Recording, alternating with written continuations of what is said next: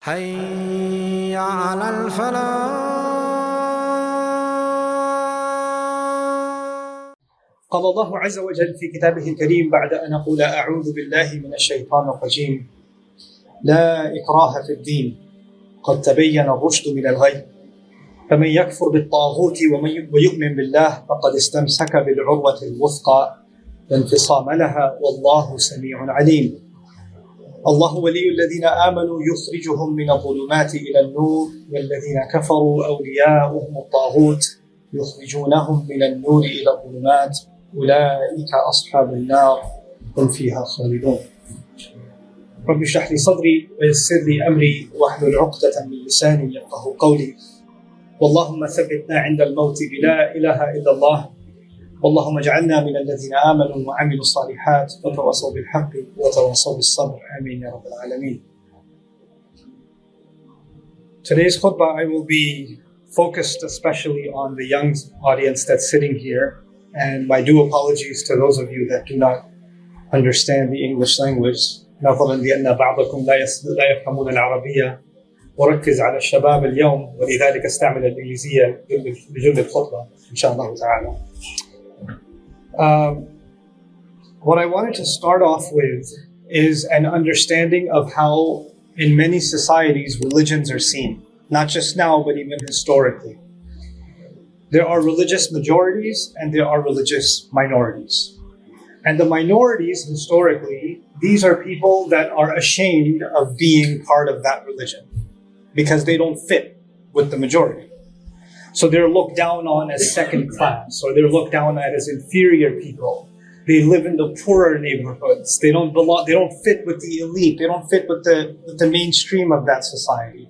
This has been the case historically with many communities, and especially sometimes what happened was the minority community that was religious, they were doing well. So they were running good businesses, they were well educated, and even though they're a small number, then they were especially hated by that society. These people are sucking the blood of our society. These are the problem in our society. They're not one of us. These are the foreigners. And this kind of mentality existed towards those that were successful. An interesting recent example of that in the world is Sri Lanka. And in Sri Lanka, the Muslims are a very small minority. But they're actually very well educated. They have good jobs. They run good businesses. They're actually, in some sense, the economic and social part of the economic and social elite of that society. And you find that in Sri Lanka, every few years, there's an eruption. You know, Buddhists are known to be pacifists. They're supposed to be peaceful. You associate Buddhism with people that are, that are doing all kinds of peaceful activities, going up in the mountains and concentrating and meditating. And yet you find in Sri Lanka, they have the most anti-Muslim hateful speeches that make Nazis look calm. That's the level of speech that they give towards the Muslims. And there's eruption of violence against the Muslims every few years. This happens towards the Muslims. So, and in this case, this happens to be the minority, happens to be the Muslims. But the reality of the world's history is any religious minority becomes a target. If they are succeeding, if they are becoming more prominent, if they are becoming more powerful, then they become a problem for that society. And if they are they're living in the poor neighborhoods, they're downtrodden, etc., then these are the second-class people. These are the people we look down on. They're not the same as us. They're not equal to us. This has been the mentality of the world for a long time. But now we find ourselves in a different age altogether. We find ourselves in an age where in many countries, religion itself is a minority. So we live in societies that are predominantly, even if their parents were Christian or their parents were Jewish or their parents were Hindu and their parents were Muslim, they don't identify themselves too much with that religion. Practically, they're all the same.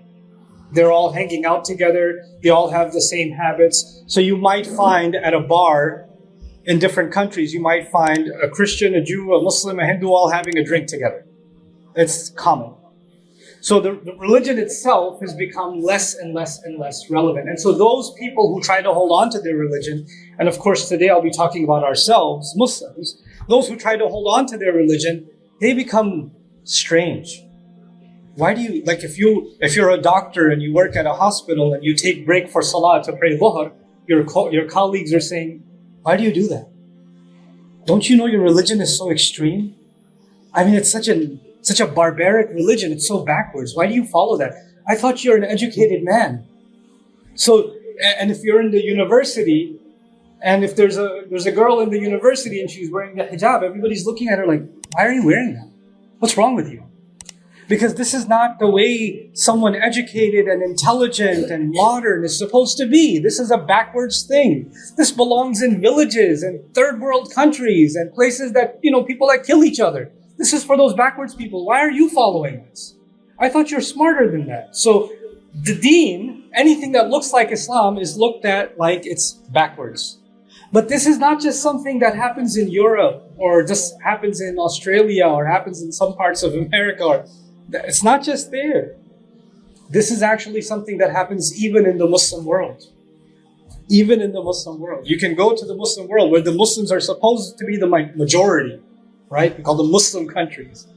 It's a strange word to use when you go in those majority Muslim countries and some of my friends from America, they went back to their home country and it's time for Salah and they went to pray. They heard the adhan and they went into the masjid and they prayed. There's a 20-year-old young man went to pray in the masjid. And all of his cousins, all of his friends are like, what are you doing? Why are you going in the masjid? What's wrong with you? Oh my God, did you become a sheikh? Muslims think that even something basic like that is extreme. So we're living in a time now where being a Muslim is seen as something strange. Interestingly, it's seen as something strange by non-Muslims. But it's also seen as something strange by Muslims themselves. They themselves. And in that environment, you feel like you always have to defend your religion. There are people who write to me, that talk to me, young women that are doing their PhD in microbiology and other subjects, very intelligent people, right? And they pray and their colleagues are atheists and they're always making fun of Islam, always making fun of the Quran, always making fun of the Prophet ﷺ. And they're like, how do I answer these people? What do I say to them? We're always defending ourselves. We're always under the attack, verbally at least, and we're always defending ourselves. No, Islam is not like that. Oh, yeah, those are some crazy Muslims. I'm not like them. I'm normal. We're just trying to prove ourselves to be normal all the time. So you're always on the defensive. And you know what? It doesn't feel good to be on the defensive. Then eventually the thought comes in your head, maybe Islam is not so great after all.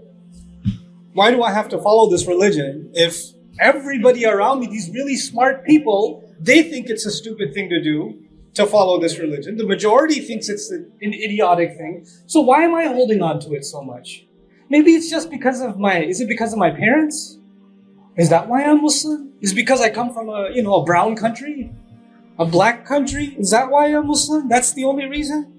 It's because, it was given to me, if I was born in a Hindu family, maybe I would have been Hindu. If I was born in a Christian family, maybe I would have been Christian. Maybe the only reason I'm Muslim is because I was born in a Muslim family. That's the only reason. Why else do I have to hold on to this religion? And the only reason I'm not questioning it, because if I question it, my mother will have a heart attack. But actually in my head, I have all these questions, because all these questions were put in my head by the world around me. And anybody who's successful looks like anybody who's successful is not religious.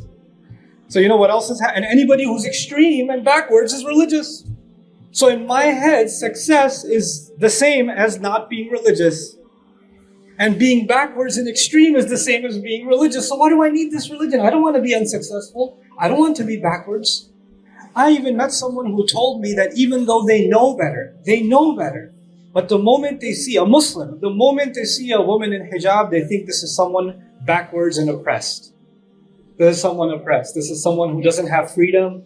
This is someone who doesn't understand how to live in the modern world. And this is not even some non-Muslim looking at a Muslim. This is a Muslim looking at a Muslim and saying, oh, look, an oppressed person. You understand? So these perceptions that are constantly being bombarded to you and I, even the adults get infected by it. And why do you think a 12-year-old, a 13-year-old, a 14-year-old will not be affected by this? Why do we think it's automatic that we're just going to be able to pass on our religion and our children will be better Muslims than we are automatically? Well, if holding on to the religion is a minority, and it's actually considered less than intelligent. And it's not socially acceptable. It's not the cool thing to be. It's weird. It's strange. One time I went to play basketball with some young guys in America in a place, and it was time for Salah. I was out in a park. It's time for Salah. So we go in a corner, and a few of us prayed. And the other boys that normally they pray, they didn't pray. And I wondered, why didn't they pray? So I talked to them afterwards. Why didn't you join the prayer? You know, other people were there. They were staring at us. It just kind of feels strange to pray in front of them, you know, like they're going to look at us funny. And I don't want to be the strange one, you know. On the flip side of it, you have a saying of our Prophet sallallahu alaihi wasallam, "Fatuba lil ghuraba." Congratulations to the strange ones, right? It's on the other side. But what I wanted to share with you today is some brief reflections from an ayah of Surah Al-Baqarah. And this is a complicated subject, but I want to try to simplify it in a few minutes for our benefit. The first thing I want to share with you is sometimes there are opinions about an ayah in our tafsir. There's many opinions, but some opinions become more famous. And when they become more famous, people start thinking this is the only opinion. This is the only way to look at it. So for example, the ayah I'm going to share with you is La ikraha fi din. Allah Azza wa Jalla says, there is no possibility of forcing anyone in the religion. You cannot force into the religion. I cannot pressure someone to become a Muslim. I cannot pressure someone to even stay a Muslim. I cannot. There's no pressure in the religion. There's no forcing, no coercion in the religion. Now, there are many opinions about this ayah in our tafsir history. But one of the opinions was, some people said, oh, this ayah nusikhat bi ayatil kitab. They said this ayah is no longer, we don't follow this ayah anymore, it's mansukh, because the ayat of fighting came after this. In other words, there's no forcing in the religion, but later on the Prophet ﷺ was commanded to fight the disbelievers, so clearly he was forcing them because he's fighting them. So this ayah is no longer applicable. This was the understanding. This was not the only understanding, but this was one of them. And I'm here to share with you that that understanding is actually one of the weaker opinions on this ayah. It's one of the weaker positions. First of all, the Quran, we call it, uhkimat ayatuhu. Uhkimat ayatuhu. Its ayat are stitched together. The ayat of the Quran are stitched together. And the one who stitched them together is Allah Himself. So when Allah puts Alhamdulillahi Rabbil Alameen as ayah number 1, and Ar-Rahman Ar-Rahim as number 2, and Maliki Yawmiddin as number 3, the order of these ayat is put together by who? By Allah Himself. By Allah Himself. And in speech, when I'm speaking to you, the words I say in a sentence have to be organized. And then the sentence after the next sentence has to be organized. If it's not organized, you won't understand what Assalamu alaikum wa rahmatullah. If you enjoyed this video, please do share it with friends and family. If you want to see more videos from this series, click on the box at the top. If you want to see other videos, click on the box at the bottom. And don't forget to hit the subscribe button. Thanks.